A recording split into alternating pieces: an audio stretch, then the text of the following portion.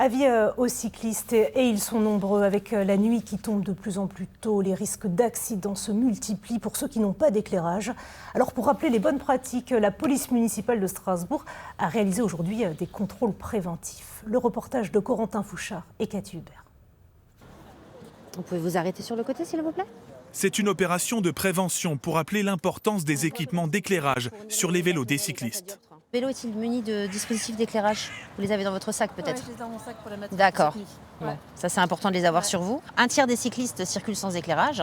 Donc là, dans un premier temps, on intercepte les véhicules qui sont démunis d'éclairage et on en profite pour faire le tour du cycle et vérifier les éléments de sécurité qui ne sont pas adaptés. Je vois que vous n'avez pas d'éclairage à l'avant ni à l'arrière. Il fait encore à peu près jour. Alors il faut savoir que c'est obligatoire. J'étais en tort, j'avais pas mes lumières et j'avais un défaut au niveau de ma roue avant sur le, je sais plus le nom précis, sur le petit truc orange qui tourne.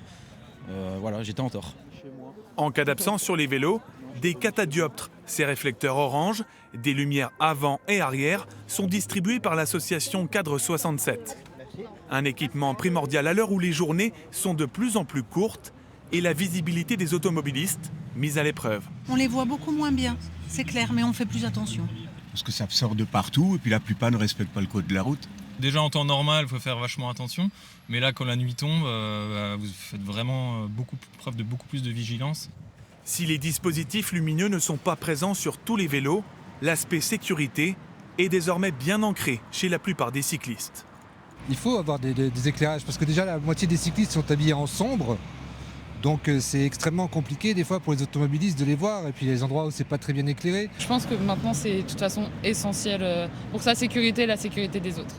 Selon le président de cette association en faveur des cyclistes, c'est avant tout aux automobilistes d'être responsabilisés. On aimerait bien que les collectivités changent de combat et se battent contre ce qui est le plus dangereux. Ce qui est plus dangereux, c'est ton bus qui ne rate pas la route.